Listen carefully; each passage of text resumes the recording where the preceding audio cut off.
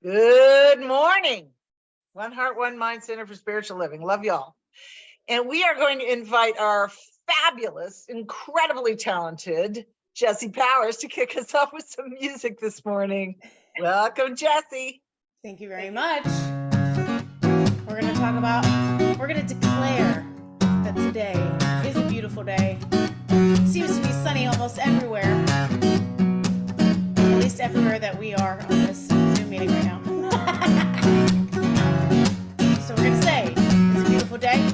That's the way it is. We're going to get up and be grateful, be thankful. If you feel like dancing, bobbing your head, any such things, please do. I wake up early and I see the sun. I don't know how it does it every day. It rises up and then it falls again. But no need to die away. I wake up early and I see myself. I don't know how I do it every day. Standing on this big blue rock, not knowing what I'm doing here. Still believing there's a reason, keep on keeping on my way. Each time I open my eyes, that's when I get to decide how I am going to show up and show out in this life. Everybody get up. Oh, it's a beautiful day. I'm declaring here and now. Everybody get up. Oh, it's a beautiful day. Get up, get up, get up, and be grateful. Say, I'm up, and I'm thankful. Get up, and be grateful. I'm up, and I'm ready to play. Look at the clock, it's running day and night. Got no control in those hands. A little soldier just marching through time. I'm so glad I am not a clock, I am alive, and I can choose to dance each time I open my eyes. Well, that's when we get to decide how we are gonna show up and show out in this beautiful life. Everybody get up now.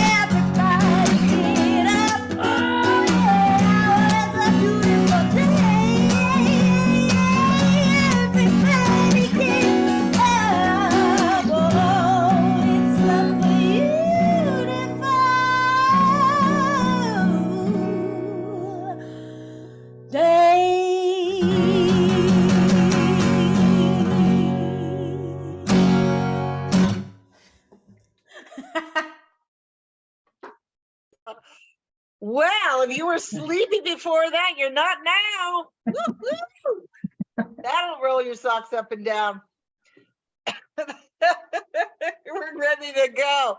Thank you for that beautiful kickoff. I feel very energized. And I would like to invite our wonderful practitioner of the day, Jean Pirkl, to open us up with an invocation, an opening prayer. Thank you, Michelle. Sure. Yeah, so good morning, everyone. Please join me in closing your eyes or lowering your gaze. As I turn within, I recognize the acceptance of peace, the power, the poise, and the love of the spiritual magnificence that I call God. And I remember who I am and who we are. We are the created and the creators. We are these divine beings of light, emanating and expressing uniquely. We are one with the one.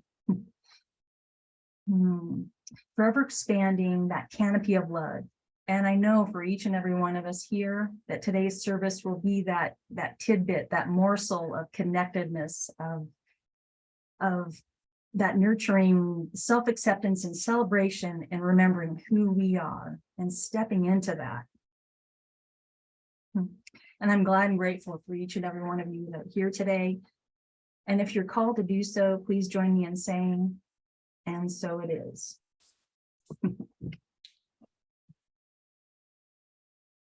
It's hard to be quiet and still when you hear music like that, because it's like you want to get up and shake. Today's talk, Michelle, we had this great session before service even started. So there was a lot of rich connection and discussion there. But I wanted to share a couple of poems that I thought related to the month topic as well as today specifically. I thought these were really beautiful, and I really enjoy people that are gifted at putting words together that rhyme but are so poignant and making kind of inadvertently making statements.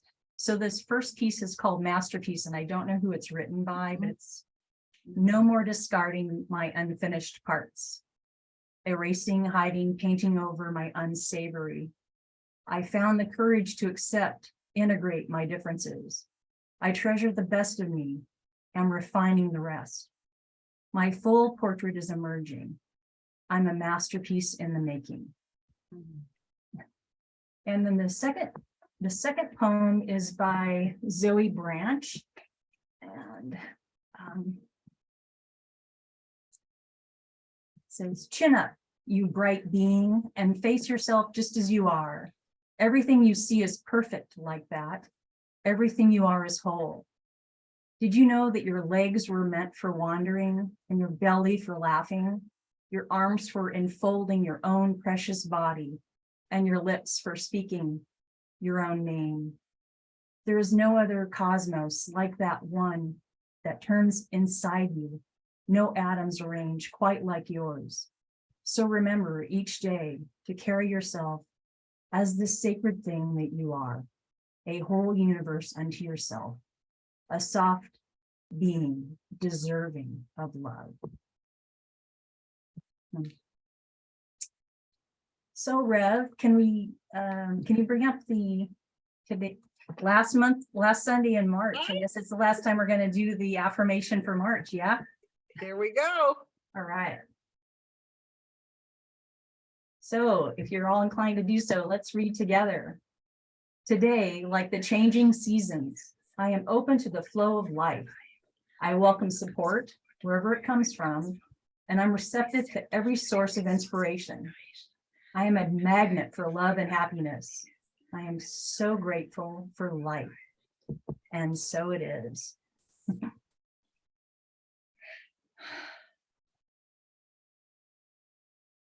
Wow, so grateful for life. Oh, but those were beautiful poems. That first one, wow, both of them, really. Thank you for sharing that. I too love people that are real wordsmiths that can put words together that move you beyond the words. It's pretty incredible. So Jesse's a wordsmith. Some of her lyrics are amazing. Oh, thanks, Reverend Michelle. I think of myself as a wordsmith sometimes.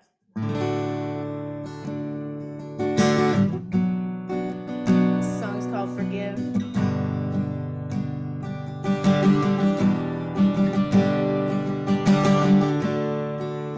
And I think self-forgiveness is the foundation of that paradigm shift. To move away from the need for external validation, where your basic primary need is that love that comes from within. So many years I've hidden, so many lies I've told, the ignorance of you, or a woman too afraid of truth. So many things mistaken, so much guilt I hold, buried alive, weight on my chest, stole my breath, and I went cold. How I long for the warmth of love, for the softer side of me. The time is now, I shall be free. I forgive myself. I forgive myself.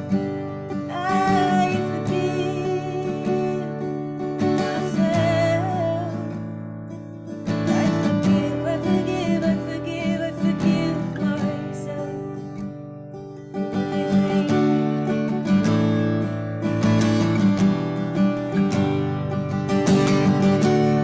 Expectations shattered, promises unread. So many times I swore I'd change. Years go by and I'm still the same. And how I long for tenderness and grace at my own hands. I am the one, I understand. I forgive myself. I forgive myself.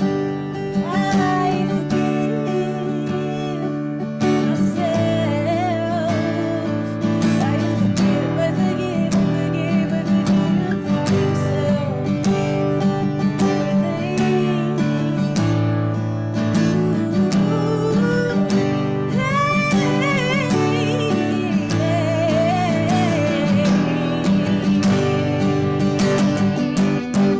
It's the faith I had in myself turned to confusion, such a slow erosion. Seemed that hope and trust were just another couple of illusions.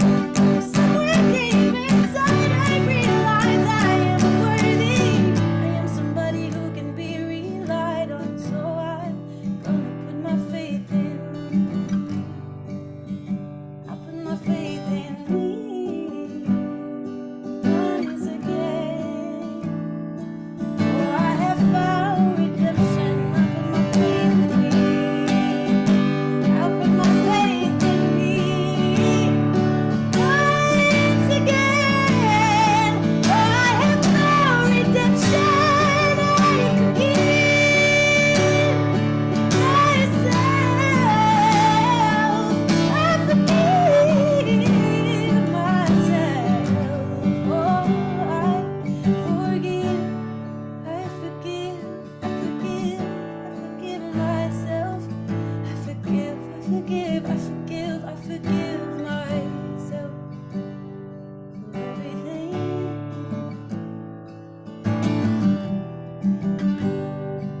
I forgive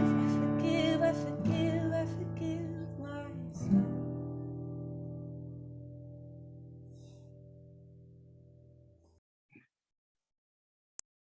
Oh, wow. You wrote that, Jesse? When you were singing, I forgive myself, I got these just God bumps all over my body. What a beautiful thing to listen to and remind ourselves to do. It's perfect. And of course, I'm talking about forgiveness today. So, oh, how usual. that you would sing that song. It couldn't be more perfect. So good morning again. Wonderful people of One Heart, One Mind Center for Spiritual Living, our big family here. And I want to say that whether you're here in real time on Zoom, like all the people of the little tiles I can see, or you're watching on Facebook, or you're watching later on YouTube, on the YouTube video recording, I just want you to know that I'm glad you're connecting with us, however that works for you. So this morning, as we mentioned, we're wrapping up our month-long focus on cultivating authenticity. You know, all month we've been talking about discovering and connecting with our authentic nature, that divine presence that's within us, and how, more than anything else, cultivating authenticity is a matter of letting go of who we think we are or who we think we should be. And just allowing that authentic nature, our oneness with the divine, to shine through us, to allow it to guide us and direct us and express as our human lives. And this week's talk is entitled No Approval Needed, which I love because it reminds us that we come into this human life with everything we need. There's nothing missing or broken in us at all. We don't need fixing. We don't have to prove our worthiness. We don't have to fill out any paperwork to prove who we already are. You know, we are these expressions of God. You know, we are all that God is. And as Ernest Holmes, our founder, said, I love this line, he said, in the inner sanctuary of our own nature, hidden perhaps from objective gaze, nestles the seed perfection. The seed perfection. We are expressions of the perfection of the divine. But, you knew there was going to be a but, didn't you?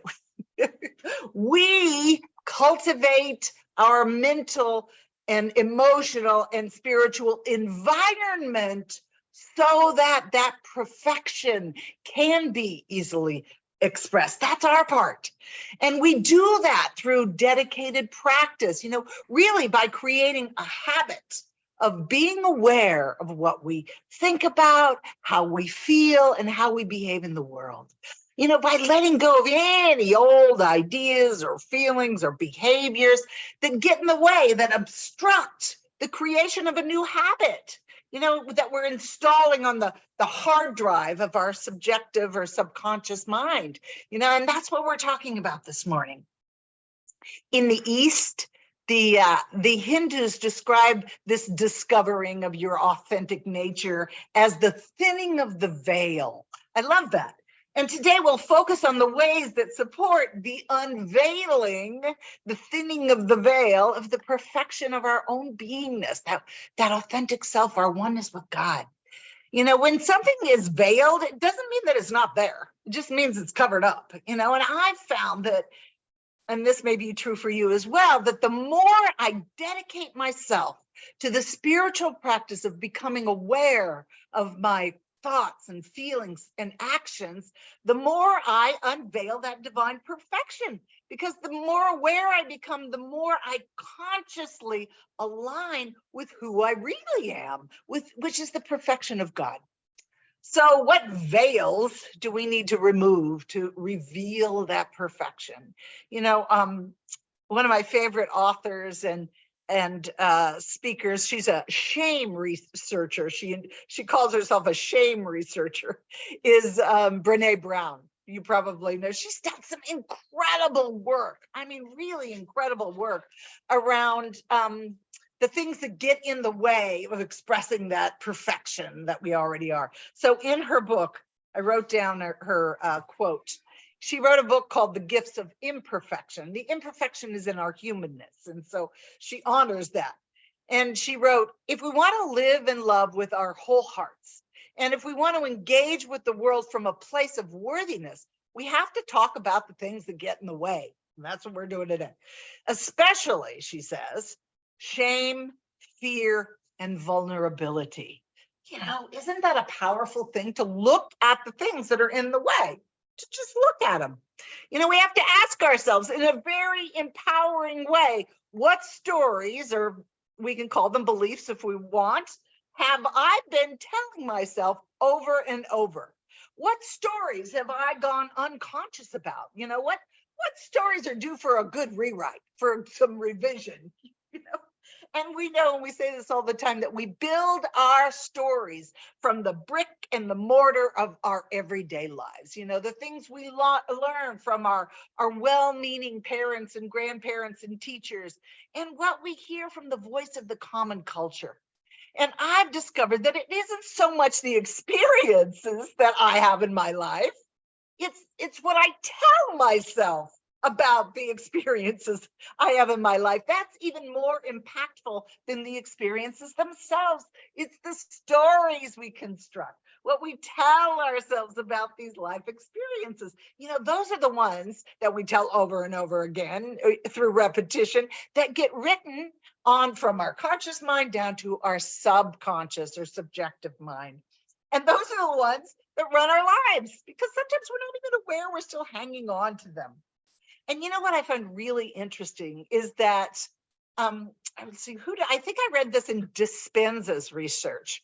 What's really interesting is that research has shown that only about 50% of what we think we remember, that actually, we have told ourselves over and over, only about 50% actually ever happened. But we are masters of creating our present lives from the stories that we either imagined happened or that we told ourselves a story about, even the ones that aren't even really true. So here's the thing. It's important for us to remember, wildly important for us to remember, that we are the offspring, the expressions of a creative agent that is the presence of profound, unchanging, constant love. And it couldn't hold back this creative urge. Ernest Holmes, our founder, loves to talk about the creative urge of the divine. It couldn't hold back its creative urge to move upon the face of the waters, as the Bible tells us. And that we have to remember that the entire universe is an expression of that loving creative urge, even though sometimes it doesn't look like it. And that we share in that same creative nature. We individually replicate that same creative urge in our own lives. There is a universal law that creates our experience by moving from our conscious beliefs to our subconscious beliefs, which is how we feel, and moves out into our lives. And we're constantly telling ourselves stories about who we are and how the world works. And it's also important to know that if any idea or feeling that we have is standing in the way of the full expression of this divine love, this creative urge, the universe, the law, will conspire to reveal, to unveil the error in our thinking. Life will highlight for us the error thinking. We often talk about that 2x4. It'll whisper to us. It'll try to get our attention. Hey, this isn't really true. This isn't helping the expression of love in your life, so that we can become aware of it.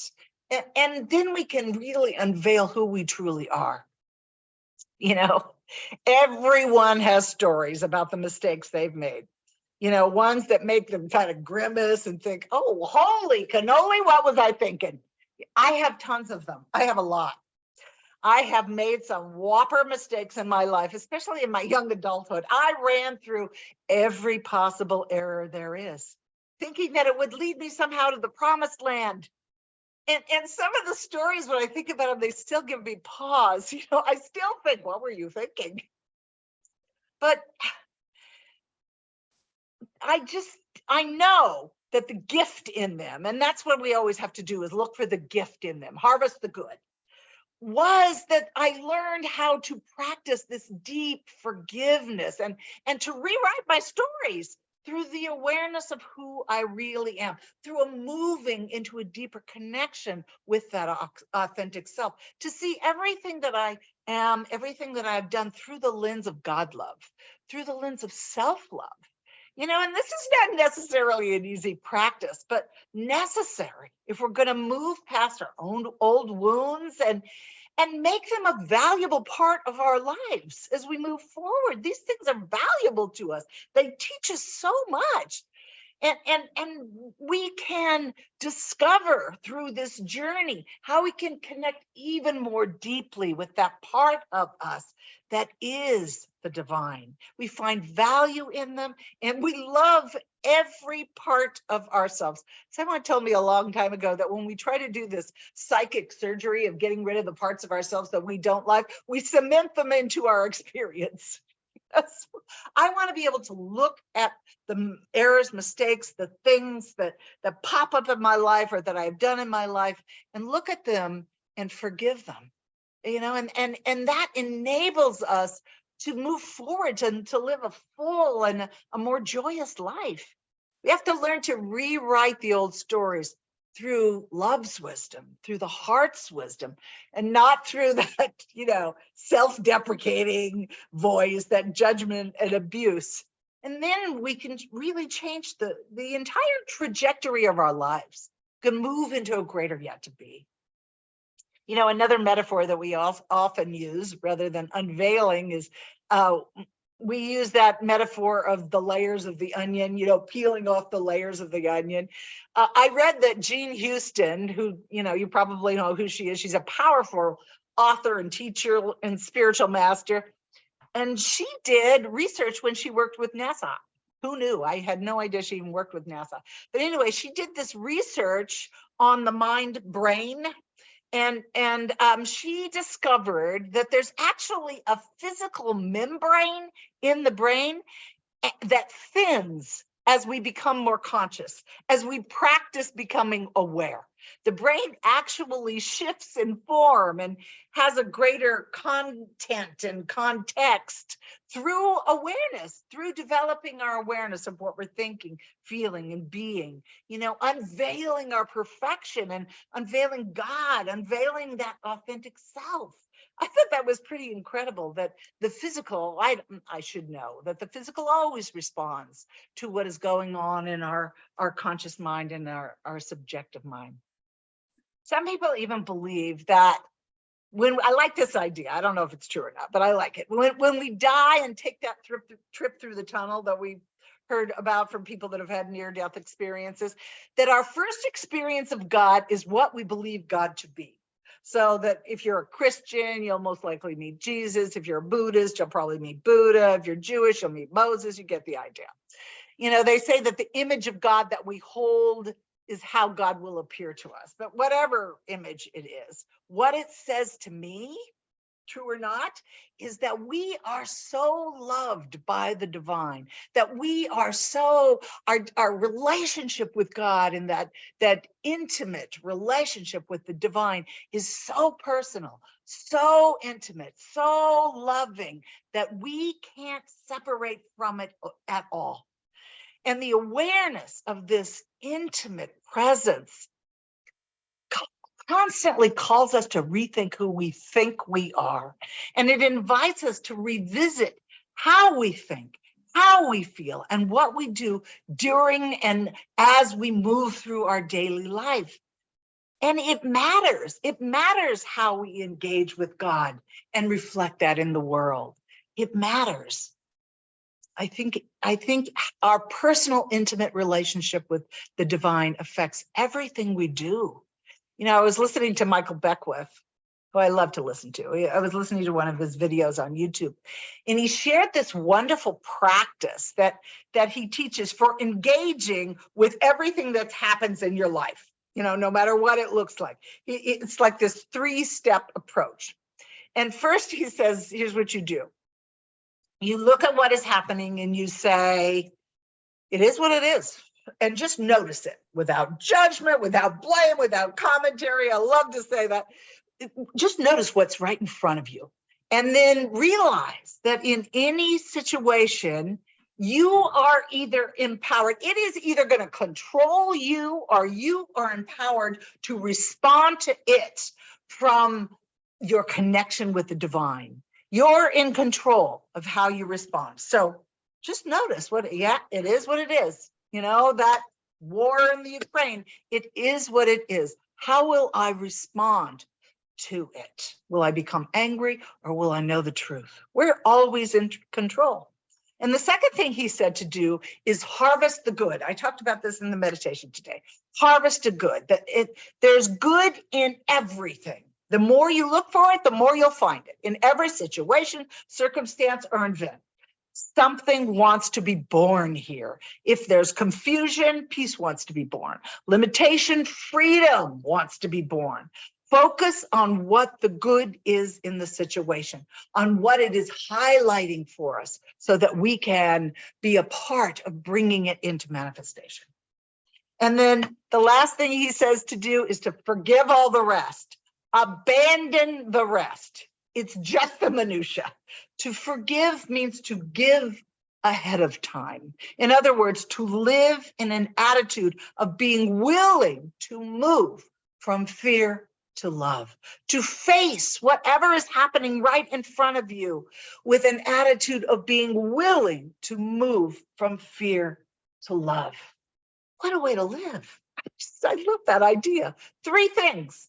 It is what it is. Harvest the good and let go of the rest. Forgive the rest. You know, and this is kind of in stark contrast to what many theological views are. You know, a lot of theology says that God forgives us. God does not forgive. For the divine to forgive, it would have to find fault with us or hold us in contempt in some way. This is not the nature of God. Spirit has never been injured or insulted or provoked by us. Forgiveness is a human process. Forgiveness is a dynamic. It's a movement from fear to love. Forgiveness is an expression of love, an expression of self-love. It's loving ourselves enough to move us out of that stuck place. You know, we've all been in the stuck place. It's taking all the energy we've devoted to old thoughts, old feelings, and old behaviors that are based in fear and resentment and channeling them into thoughts and feelings and behaviors that are life-giving and uplifting. Forgiveness is feeling ourselves back to that higher agenda for our lives. You know, one that is established in love and divine love. In this loving moment, right here, right now, that's where we connect with God. In our connection with God, you know, it releases us. If we're at all tethered to the past, it lets us go. And it moves us into that greater experience of good. I ran across kind of a funny story. And, you know, funny's always good. And this story is about someone who wants to install love on the hard drive of their soul. So this person calls into tech support to install love on the hard drive of his or her computer soul. And the tech support says, so I'm just going to say tech support. How can I help you? Customer. Well, I'd like to install love. Tech support. Yes, I can help you with that. Are you ready to begin? Customer. Yes. Tech support. Well, the first step is to open your heart. Have you located it? Customer. Yes. But there are several other programs running now. Is it okay to install love while these other programs are running? I seem to have past hurts, low self-esteem, grudge and resentment all running right now. Tech support. No problem. Love will gradually erase past hurt and low self-esteem. However, you will have to completely delete grudge and resentment. Those programs prevent love from properly installing. Can you delete those now? Customer, I don't know how to delete them. Can you tell me? Tech support. Of course, go to your start menu and invoke forgiveness. Do this as many times as necessary until grudge and resentment have been completely erased. Customer, okay, done. Love has started installing itself. Is that normal? Tech support. Yes, but remember that you only have the base program. You need to begin connecting to other hearts in order to get the upgrades. Customer, okay. Oops, I have an error message. It says, error, program will not install. What should I do? Tech support, no problem. Just click on self-acceptance and you'll see a drop-down menu. Now click on the following files: self-forgiveness, realize your self-worth, and let go of limitations. Customer, okay, done. Tech support, now copy them to the My Heart directory. The system will overwrite any conflicting files and begin patching faulty programming. Customer, got it. Hey, my heart is filling up with the new files. There's a big smile on my monitor, and peace and contentment are copying themselves into my heart. Tech support, that's normal. You have successfully installed love. One more thing before we hang up. Love is shareware. Be sure to give it to everyone you meet, and then they will in turn share it with others and return some cool modules back to you. Customer, thank you, God. God, you're welcome, always. Kind of just a funny little story, a funny little way in our techie world to think about forgiveness, uninstalling the old programs or stories, beliefs, as we consciously install love. We are empowered to call on love to constantly guide us, to whisper in our ear and help us see that parade of beauty and kindness and compassion and wonder that goes before us every day. Ours is to know that love and its wisdom are always accessible to us in every situation, every event, and every circumstance, and that we're empowered to write and rewrite our stories from that deep connection that we have with our authentic self, that deep, intimate, personal relationship with our oneness with God. So there's just one more practice that I want to mention today before I end. And this one came from a book called Change Your Paradigm, Change Your Life. I wonder where he got that title. It's by teacher and author Bob Proctor. I actually talked a little bit about him last week. Lisa pointed out that he passed away last year. Anyway, Proctor offers this practice. He said that every morning he gets up and he writes down 10 things that he's grateful for. This is a little bit similar to Michael Beckwith's practice, but something that you can do before your feet even hit the floor. So he writes down, or he lists in his mind, if we don't want to get up and have to get a pencil, he thinks of 10 things that he's grateful for. And then he sits in that vibration of gratitude. And then he thinks of 3 people that are bothering him, that he has trouble loving, that have caused him some feeling of angst.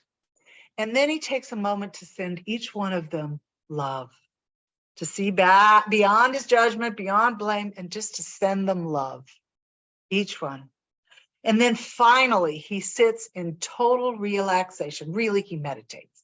He moves into that place of connection and love, and he asks for divine guidance for his day. What a great thing to do. I can do that before my feet even hit the floor.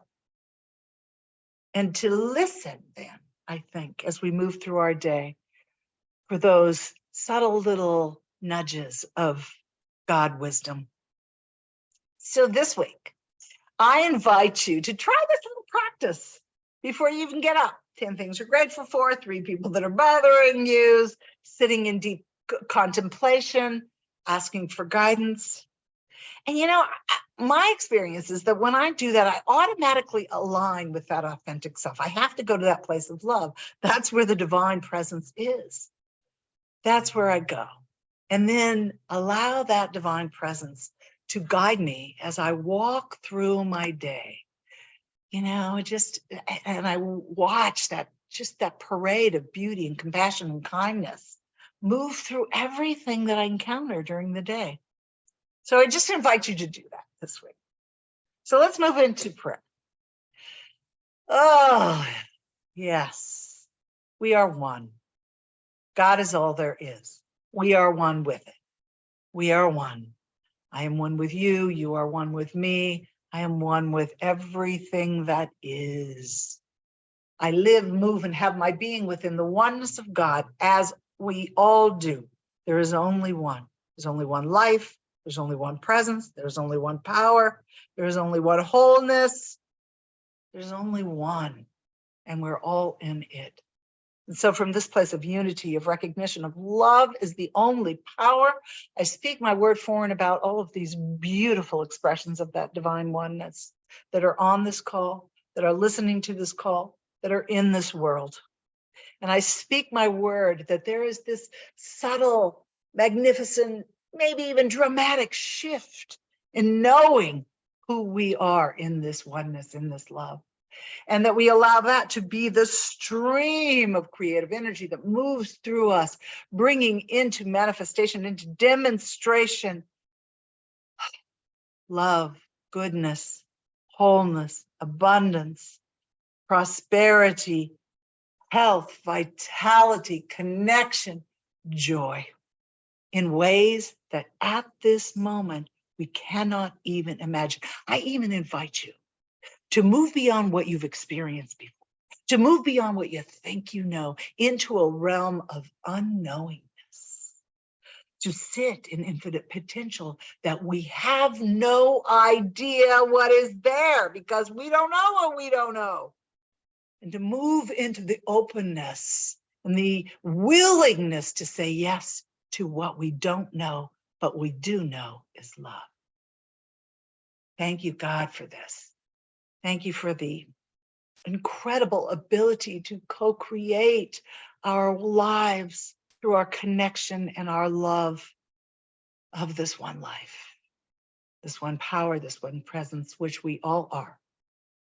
So it's in this state of deep, deep gratitude and thanksgiving that I release this word, knowing that law says yes to my thought, to my feeling, to my being, and to all of ours. So we just relax in this, knowing all is well. We've done our work, now we let God do God's. And together we signify our agreement by saying, and so it is. And so it is.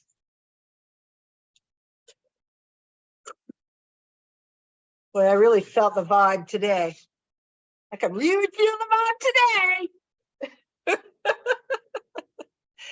So you know what? I have to admit that I have no idea who's doing the benediction and the oh, God, thank you. Thank you. Oh, bless your sweetheart. Right. So we're going to, this is our time of giving. So what a better time than we feel so much gratitude in this moment for One Heart, One Mind. And my cat wants to talk at this time. So what I want to say is that when you want to give to One Heart, One Mind, it's very easy to give back. You can give to Venmo, and then you can also give to by check and send it in the mail, and the chat in the chat has the address to mail anything you would like to give in that way. And I'd like to say the affirming prayer now for giving. Sacred giving. Everything flows from the nature of God's good. We receive from this flow, we give from this flow, we give in gratitude and in love. We have faith in the infinite giving nature of spirit. So it is. Thank you. Thank you. We'll come back to you for the benediction in just a minute. And in the meantime, we know that Yvonne has stuff to say. Yes, you could probably repeat it to me. Monday evening, we have our prayer group from 6 to 6:20, and please join on Zoom as we silently pray for each other and for ourselves and for One Heart, One Mind. Praying together leads us to the achievement of our dreams, and especially for our center. On Tuesday evening, we're continuing from 6 to 7 on Pam Grout's book, E Squared. And we will be sharing our results for experiment 4, which is the abracadabra principle. And you can find the reading for it this week online. And then I have a reminder for you, don't forget about unexpected income. It seems like we haven't been expecting it lately. And guess what? We haven't gotten any. Isn't that amazing? Daily Science of Mind readings continue on by the practitioners and Reverend Michelle on the CSL YouTube channel every day. And the last thing I have is just don't forget about supporting our center financially. It's what keeps us going, and it's very important. And that's all I have. Well, that was fabulous. Thank you so much. And Relaine, let's have you do our closing prayer, benediction, and then we'll have Jesse take us out with some music. Oh, That sounds great. Yeah, I was thinking about Reverend Michelle's last words about, thinking of 10 things that we're grateful for. And I was just thinking about, wow, I could think of so many things I'm grateful about One Heart, One Mind, way more than 10. And a lot of that is each and every one of you being here this morning, creating that wonderful energy. So let's just close our eyes and feel the gratitude. Feel the gratitude for each other, for Spirit, for this wonderful talk, for the beautiful music by Jesse, the beautiful prayer by Jean and those wonderful poems, the wonderful talk of Reverend Michelle's, and all those that she spoke about in her talk. And I'm just so grateful for the energies, the higher vibrational energies of gratitude and love that she so eloquently expressed. And I just know that this gratitude and this love and this energy is just flowing in and of and through us, in and of and through the One Heart, One Mind community, which just expands beyond and just reverberates throughout the universe. And I'm so very grateful. And I release this prayer because I know there's this amazing shift in consciousness that occurs with so much gratitude and so much love and so much forgiveness and understanding.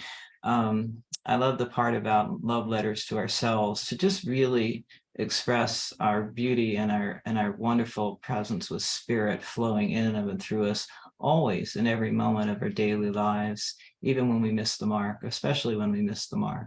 And so I'm so grateful. I release this prayer with an amazing shift in consciousness, with gratitude and love. And I just say with all of you, and so it is.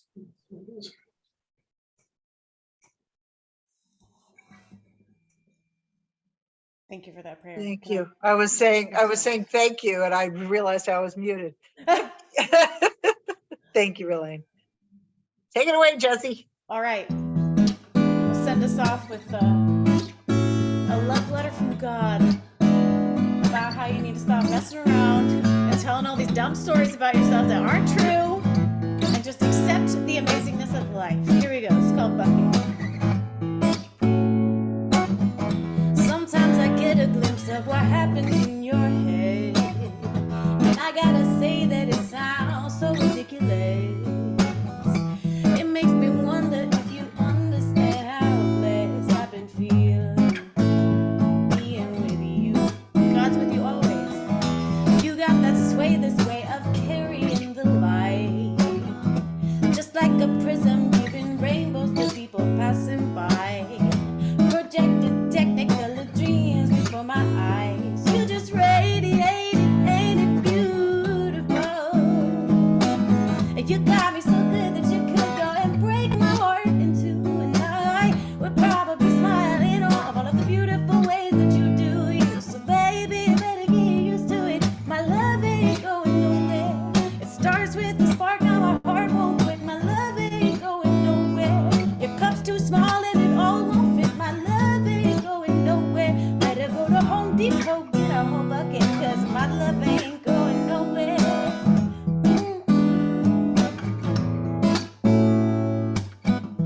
I love to witness you in all your human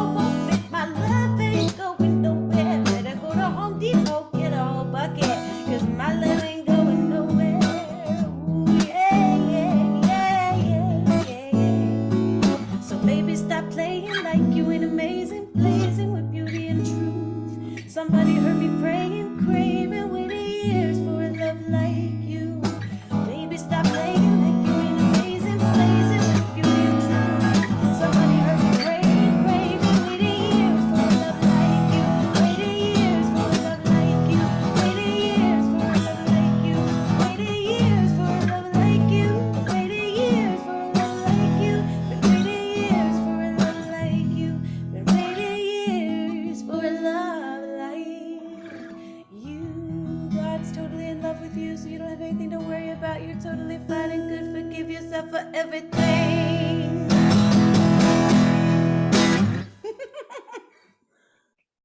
Thank you. Good. I love that summary of the whole talk. You get right there at the end. That was perfect.